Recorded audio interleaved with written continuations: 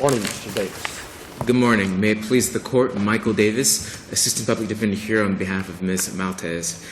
This time I'd like to reserve 2 minutes for rebuttal. Of course.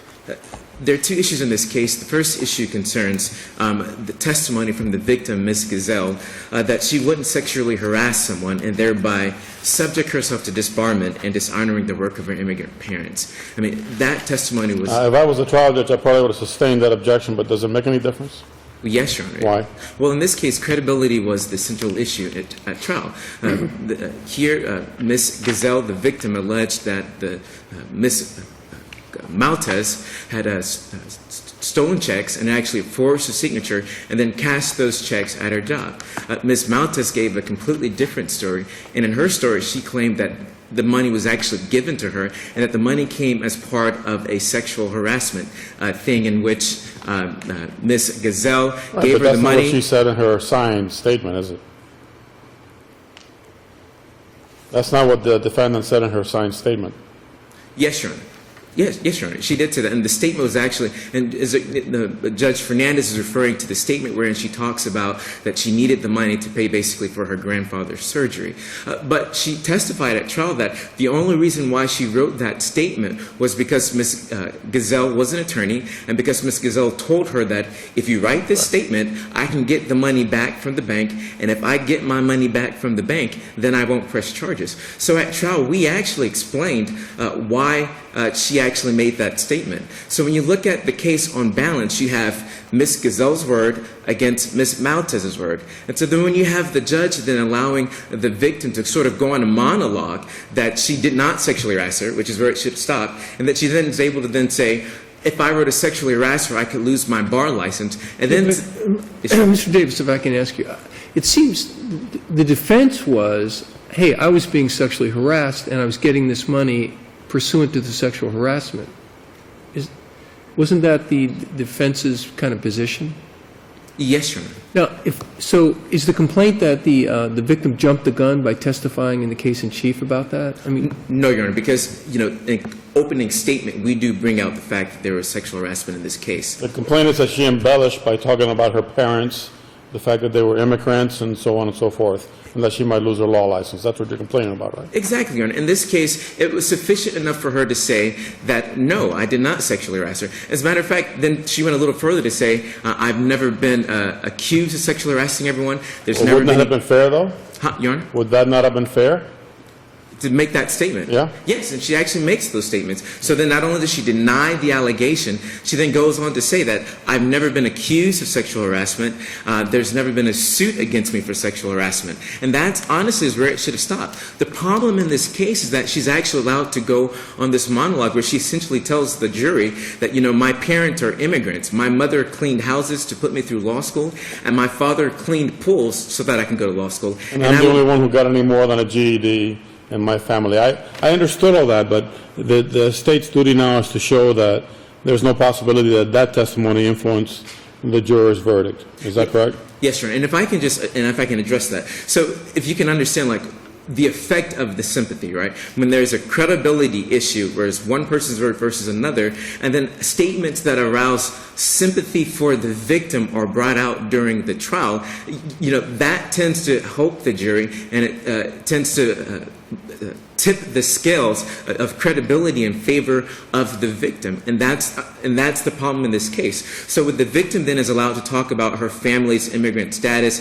and how she would never dishonor her family and the hard work of her family. At that point, really what the state is telling the jury, believe her, because she's a lawyer and she would never jeopardize her career to sexually harass this girl who has no education, who wants to be a lawyer, who doesn't even have a college degree. And so when you have that happening, I mean, it's just, this comment, it's almost so outrageous that it's really difficult for the state to actually prove that that thought wasn't in the jury's mind, because that thought would be in the jury's mind, especially when it's allowed to go on and on, when there's two objections that are given, and when both objections are actually overruled by the court. And then let's also bring this home, because then when it comes out later, during after the state is rested now, and now Ms. Matuz actually wants to now talk about how this has affected her. She wants to actually, and the state, and this is on page 398 of the record, the state actually raises a preemptive motion in limine and asks the court to exclude any evidence that Ms. Matuz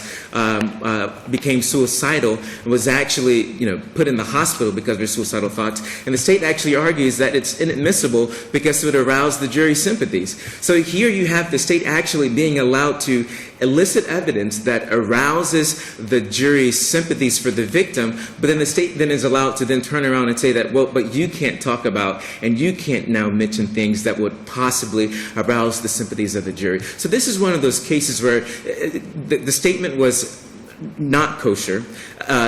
Clearly, there would have been an effect on the jury because there is credibility here. It was the central issue at trial. And then you sort of have this almost unclean hands because the state wants to get its sympathy out, but then objects when we try to bring out sympathy evidence as well. And all of that sort of combines to make this trial an unfair trial, and that is why Ms. Matuz is entitled to a new trial.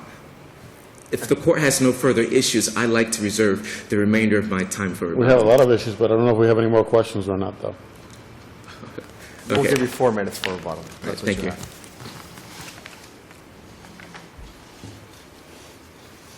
Good morning, Your Honor. Shane Burnham on behalf of the state, the appellee in this case. And why would the state get itself in this position to elicit this testimony? It never makes any sense to me. I was not trial counsel. They always so say I'm not that. sure. Your office always gets up here, has the same song and dance, and somebody was the trial counsel, and what trial lawyer would do this? I mean, it just doesn't make any sense. As Judge Fernandez says, if he was the trial judge, he would never admit it. If I was the trial lawyer, I'd never try this.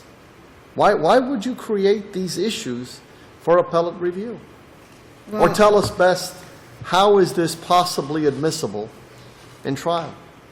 it's the state's position that the testimony is admissible as anticipatory rehabilitation. Well, you know what? I don't necessarily have any problem with a question that asks, were you sexually harassing or even would you engage in sexual harassment, although that may call for speculation. But the testimony about the immigrant parents and so on, I'm relatively certain that I will sustain such an objection or an objection to that testimony because it doesn't lend, it's not relevant under the circumstances, and it may be a 403 issue. But it came in. I'm not so sure that any question was asked that directly solicited that information. I think it was just an additional comment by the witness. So your burden is to show that there was no possibility that that affected the jury's verdict. How do you show that? We show that first because the trial court had instructed the jury immediately after against sympathy during jury selection. You know, that and doesn't during- cure a 403 violation that evokes sympathy. That instruction by itself just doesn't do it. What else do you rely on to show this court that there's no possibility that the jury could have relied on that testimony in reaching its verdict? Well, as Your Honor had mentioned, the defendant had made an oral statement to the victim saying that she had needed the money to pay for her grandfather because he was sick, and she also wrote a written statement confessing to stealing the checks. And based on And you're that, suggesting that in light of the weight of that evidence, that there's no possibility that the jury could have allowed the emotional testimony to affect their verdict? correct. And Of course, begs the question, then why did you need it? It's the same issue that happens over and over again. We're asked to disregard something that happens in a trial.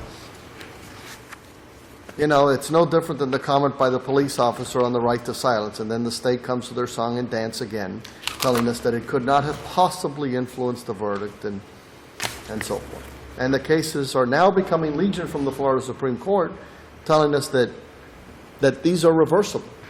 right. Well, I understand your concern, but I guess as Judge Fernandez has mentioned, this comment was unsolicited by the state. It was a comment made independent by the witness.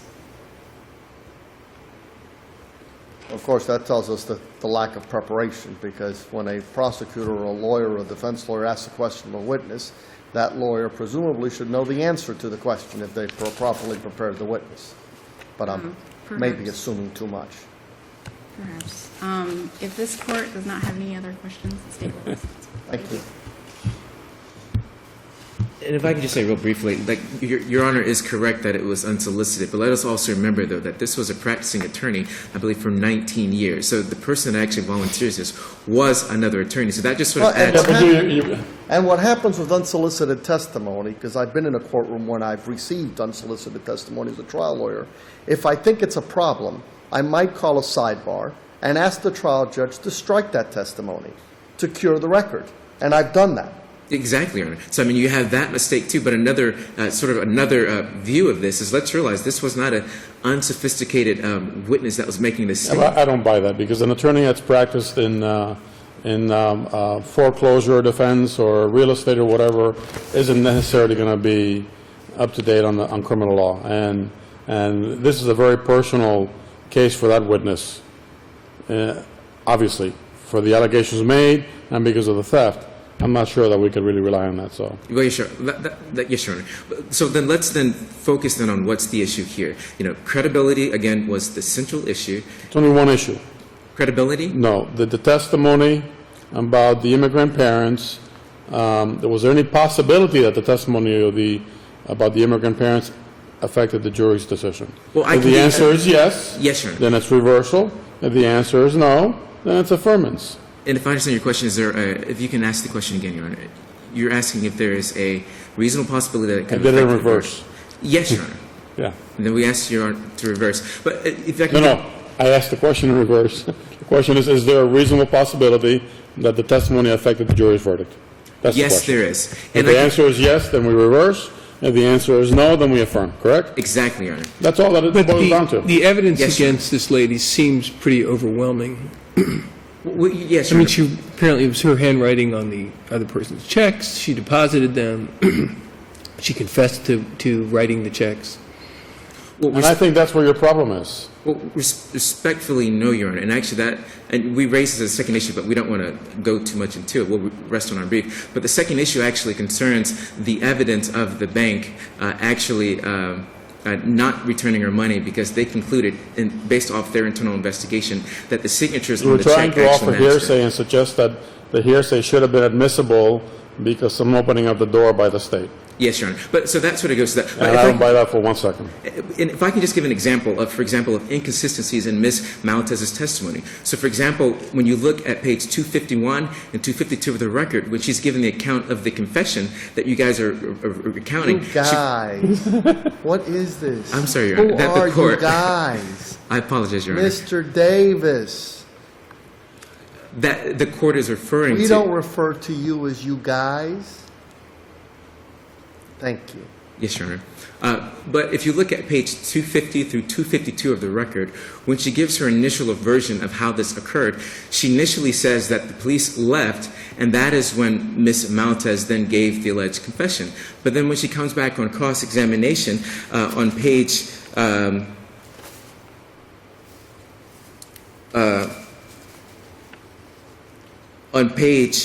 I believe it's 284 of the record, that's when she actually says she gives a completely different story. She now says that the police were actually there when the statement was made. So there were issues with her credibility. So when you have this statement here, that sort of creates the reasonable possibility because there are already issues with her credibility. So with that, we'd ask the court to reverse because there is a reasonable possibility, which is the standard under State v. DiGilio and State Ventura, and this is going to Your Honor's question, it's not an overwhelming evidence test. Ventura v. State is exactly about that issue. Yeah, but you certainly consider the weight of the evidence in making that determination. It is not an overwhelming evidence test, but we consider the weight of the evidence in making the determination on whether there's a reasonable possibility the jury was influenced. Yes and no, but it's a Okay. thin line. It's a thin line. But for that, though, we'd ask the court to reverse and remand for a new trial. Thank you.